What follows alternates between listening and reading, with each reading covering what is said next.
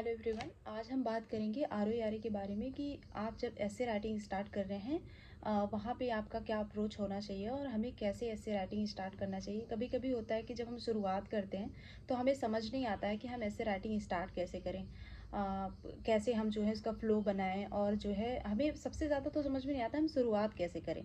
तो देखो, जो पीसीएस दे रहे हैं या आर दे रहे हैं या दोनों एग्ज़ाम दे रहे हैं, दोनों में ऐसे आने वाला है और दोनों में काफ़ी मेजर रोल प्ले करता है।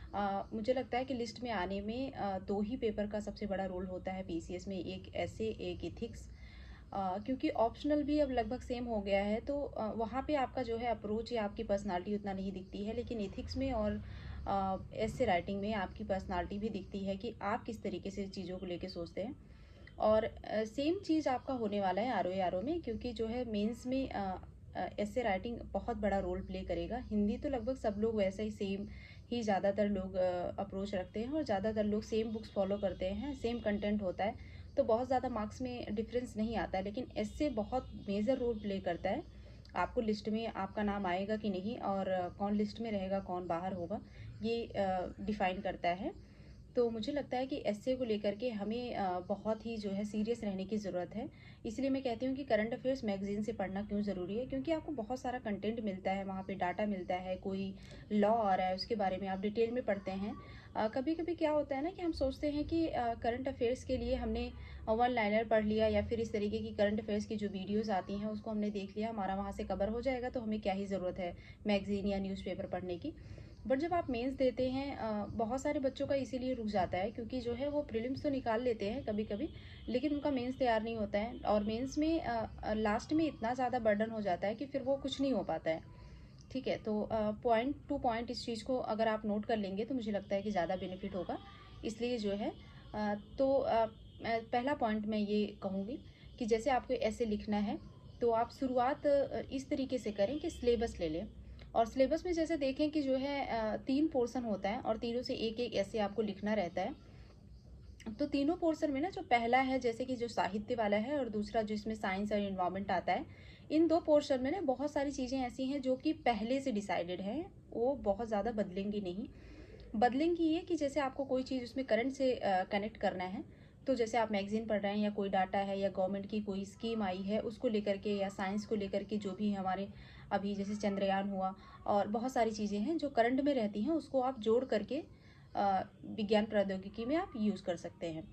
और जो थर्ड पोर्शन होता है ना, वो लगभग करंट बेस होता है। जैसे करंट में कोई मान लीजिए कि यूपी गवर्नमेंट ने कोई स्कीम बनाई है, उससे महिलाओं का क्या उसमें महिलाओं का कितना योगदान होगा, या फिर उससे जो है महिलाओं का कितना उत्थान हो पाएगा, या फिर जो है उसमें बेरोजगारी को लेकर के कोई मुद्दा है, तो ऐसी चीज़ें आती हैं।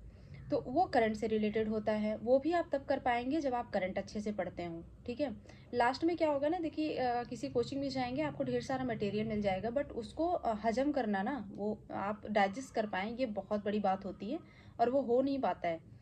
क्योंकि देखिए सब ज़्यादातर बच्चे जो होते हैं ना वो मीडियोकर होते हैं, यानी सामान्य बच्चे होते हैं जो काफ़ी टाइम से पढ़ पढ़ के फिर जाते हैं एग्ज़ाम देने। तो अचानक से आपको इतना मटेरियल मिल जाए ना, तो आप उसको डाइजेस्ट नहीं कर पाएंगे, आप उसको रट भी नहीं पाएंगे।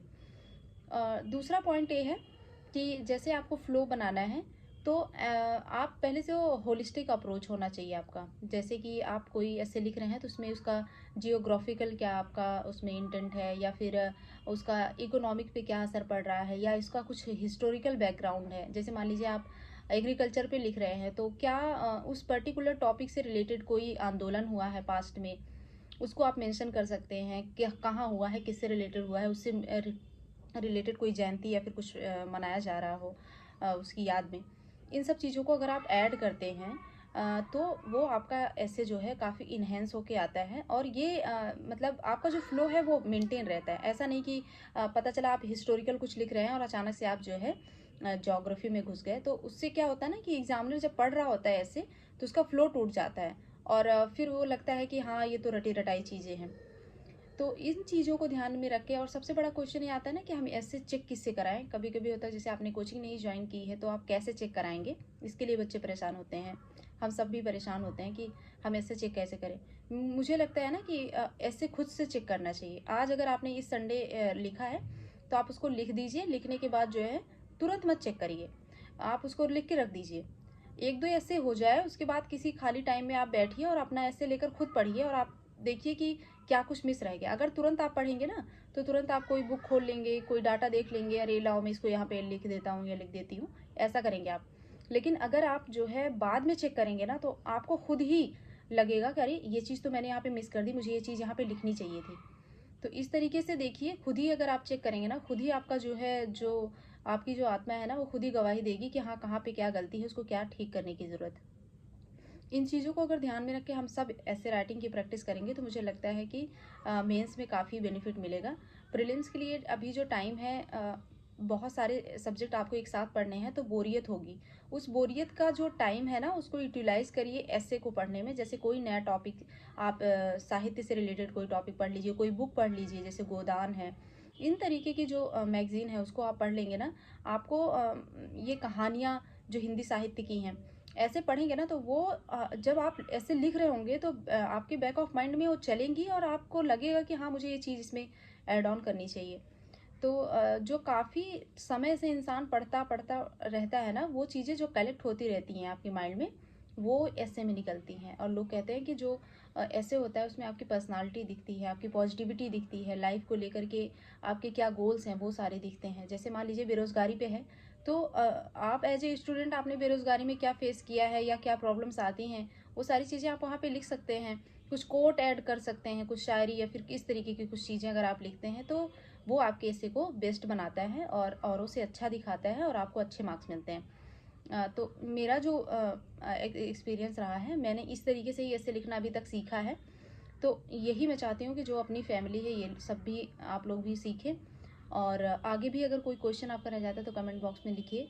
जय हिंद।